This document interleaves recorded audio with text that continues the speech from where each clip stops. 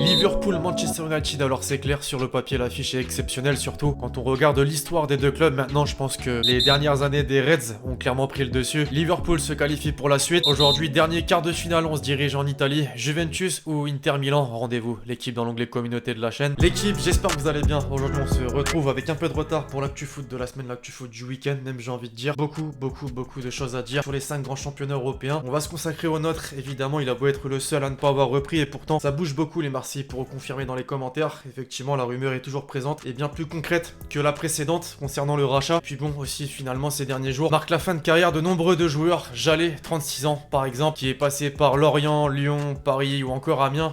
Jérémy Mathieu, même âge, lui aussi passé par notre championnat de France à Toulouse. En Espagne, Valence, le Barça, pour terminer au Portugal et en particulier au Sporting. On n'oublie pas aussi Bonne-Mère passé par Lyon, Paris, Nice ou encore Amiens. À côté de ça, c'est fou d'ailleurs, des nouvelles d'Arjen Robben, lui, il avait déjà mis un terme à sa carrière, m'a décidé de rechausser les crampons, en particulier à Groningen, son club formateur, son premier club professionnel. Attendez-vous donc rapidement au débordement côté droit, entrée intérieure, frappe enroulée pied gauche, la spéciale évidemment. Très rapidement, avant d'entrer dans le vif du sujet, l'équipe vous demandait la petite faveur, le petit service habituel. Essayons ensemble d'atteindre la barre des 4000 likes avant minuit ce soir. On l'a déjà fait, ça a permis un meilleur référencement. Je remercie tous ceux qui vont contribuer. L'équipe à titre de comparaison pour faire un petit dilemme là pour commencer. Si vous devriez choisir entre la saison 2003-2004 d'Arsenal, la saison invincible et la saison actuelle de Liverpool, vous choisiriez quoi en fait? C'est difficile c'est sûr, je voulais qu'on commence là-dessus tout simplement puisque c'est désormais officiel. Liverpool, les Reds sont sacrés champions de Première Ligue 2019-2020. Ce qui est marrant tiens d'ailleurs c'est que le staff, l'entraîneur, les joueurs ont pu célébrer le titre devant leur écran et notamment après la défaite de City face à Chelsea.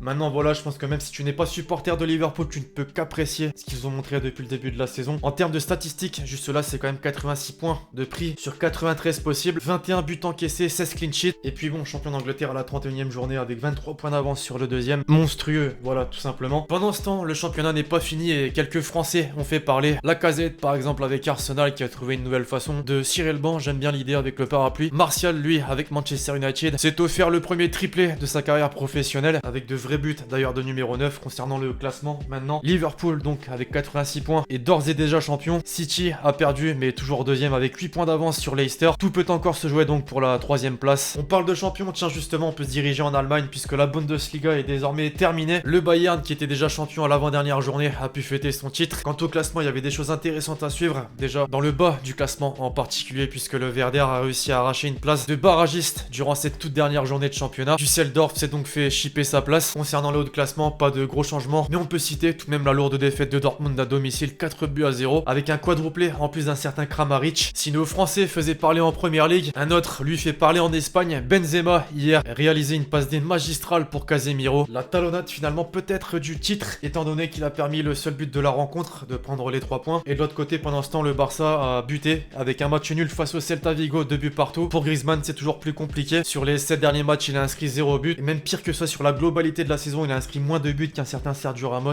Ouais, c'est dur, forcément. Alors au classement, maintenant le Real donc a 2 points d'avance sur le Barça. Rien n'est joué, c'est sûr. Mais c'est une première bataille de remporter pour Zizou et les siens. Avant de terminer avec notre tant aimé championnat de France, on va parler de la Serie A. Quand même, Ronaldo était plutôt en forme dernièrement, notamment face à Lecce, puisqu'il a délivré 2 passes D et inscrit un but, qui lui permet donc comme toujours d'être dans le haut du classement concernant les statistiques. D'ailleurs, depuis son arrivée en Serie A, il a inscrit 44 buts. Il est d'ailleurs le joueur portugais à avoir inscrit le plus de buts dans le championnat italien. Concernant le classement, maintenant la Juve est toujours en tête avec 4 points d'avance sur la Lazio, le même nombre de points qui la sépare avec l'Inter. Tout peut encore se jouer à la différence de la Ligue 1 2020-2021 qui se jouera bel et bien à 20 clubs, voilà vous le savez. Les probables maintiens de Toulouse et Amiens étaient en suspens durant quelques jours. Finalement la Fédération Française de Football a validé une Ligue 1 à 20 clubs, 82% des votes positifs quand même lors de l'Assemblée Générale. Alors même si le président d'Amiens ne lâche pas l'affaire, il a raison d'ailleurs, défend son club, c'est plus trop utile de parler de tout ça. D'ailleurs à ce propos la LFP a adopté le calendrier général des compétitions de la saison 2020-2021. La première journée est programmée pour le week-end du 22 et 23 août 2020. Quant à la répartition des matchs comme prévu, Téléfoot, la nouvelle chaîne de Mediapro, aura la quasi-totalité des matchs du championnat. Canal+, en aura tout de même 2. Les amis, répondez sincèrement, est-ce que vous allez prendre un abonnement Mediapro? Moi non en tout cas, c'est sûr. Alors pour ceux qui se demandaient à quoi ressembleraient les ballons de nos deux championnats professionnels la saison prochaine, les voici, le blanc et le bleu ont été préférés pour la Ligue 2, le jaune, noir, orange ont été préférés pour la Ligue 1. Pendant que les entraînements reprennent, actuellement d'ailleurs il y a eu quelques images notamment au camp des loges avec quelques Parisiens, Mbappé, Kipembe, Kerrer. L'enfoiré a pris de la masse durant le confinement. Les clubs font parler forcément pour le mercato, mais pas que. L'Olympique de Marseille ce vendredi faisait l'objet d'une énième rumeur concernant un probable rachat. Et visiblement on est sur du plus concret. À en croire Morad Boudjelal, l'ancien président du club de rugby de Toulon, une offre de rachat a été soumise aux actuels propriétaires du club. On parle quand même de fonds d'investissement de 700 millions d'euros venant du Moyen-Orient, dont 300 pour Frank McCourt, 200 pour éponger le passif de l'OM et encore 200 cette fois-ci pour le mercato. Quand j'ai vu que certains sur Twitter parlaient du retour des vrais classicos, alors c'est sûr c'est énorme, moi personnellement je pense aux Olympico. Morad Boudjelal vs Jean-Michel Aulas, ça va être fort, très fort. On est comme Marseille, on est comme moi, on a envie d'aller chez Jean-Michel Aulas quoi. Voilà, donc on a envie d'aller tout casser chez Jean-Michel Aulas, parce qu'il le mérite bien quand même. Alors bon les amis, jusque là rien n'est fait. Hero a fait savoir en conférence de presse en annonçant la prolongation de Payet que le club en fait n'était pas à vendre. Maintenant c'est bien connu, hein. Tu dis ça pour faire augmenter ton prix. Je suis porteur d'une offre pour le club de l'OM de fonds du Moyen-Orient. D'accord. Alors, parce que pour le moment... qui proviennent de fonds étatiques et privés, qui proviennent du pétrole, de l'eau, de l'énergie, et qui sont portés par effectivement un homme d'affaires franco-tunisien qui est très important. Tu peux donner son nom ou pas? Pas pour l'instant, parce qu'il y a une banque privée d'affaires qui est mandatée pour faire une offre de rachat à M. McCourt. Donc, McCourt est vendeur? Ça veut dire que Marseille est vend... Enfin, moi c'est ça, l'OM est sur la table, on peut l'acheter. Tout est à vendre.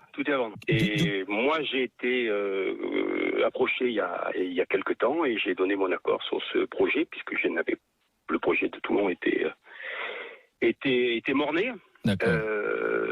Et donc effectivement, nous allons faire une offre de rachat du club de l'OM avec des fonds. Quand on parle du Moyen-Orient, en général, ça veut dire qu'on a les moyens de nos ambitions. Et tu pourrais devenir le président de l'OM ? C'est le projet. En attendant, l'identité de l'investisseur qui n'était pas encore connu a fuité selon l'AFP. C'est Mohamed Ayashi Ajroudi, un ingénieur et industriel de 68 ans qui vivrait actuellement en Arabie Saoudite, qui serait donc à l'origine du projet de rachat. Hâte de voir la suite forcément, mes Marseillais, un petit mot là-dessus. On enchaîne maintenant les amis avec les quelques déclarations marquantes de ces derniers jours et on commence d'ailleurs avec un certain Aulas qui lui ne doit pas trop se réjouir des dernières rumeurs concernant le rachat de l'OM. Quand on voit que les quarts se joueront sur un match sec, il aurait pu être logique de penser que l'OL soit déjà qualifié pour la suite, mais nous sommes pour le fair play et on accepte le retour.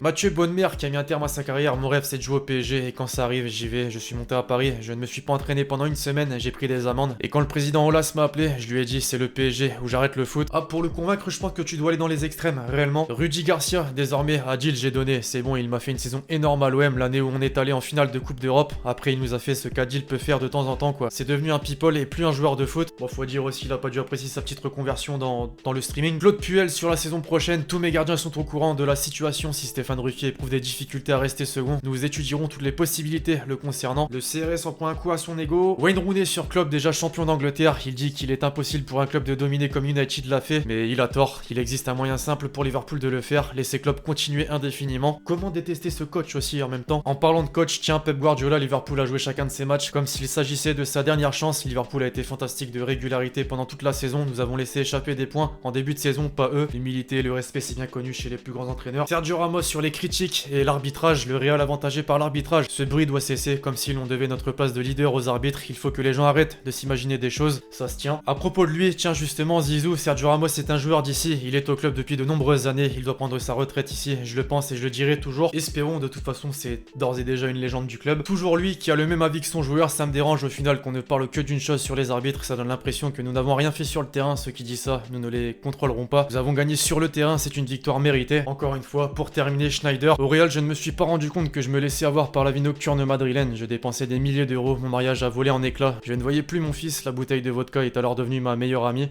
et pourtant c'est pas un Brésilien.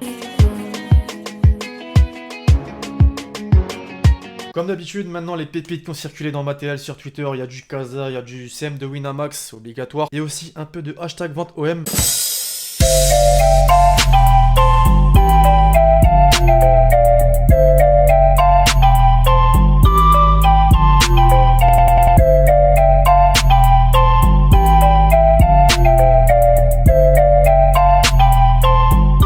Second poteau, Pavard.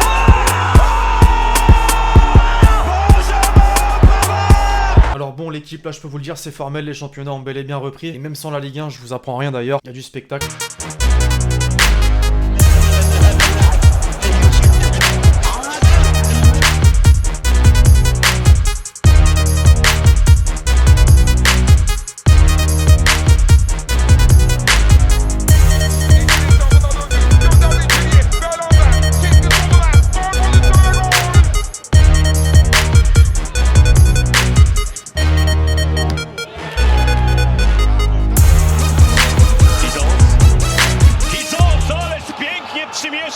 Kapitalny gol!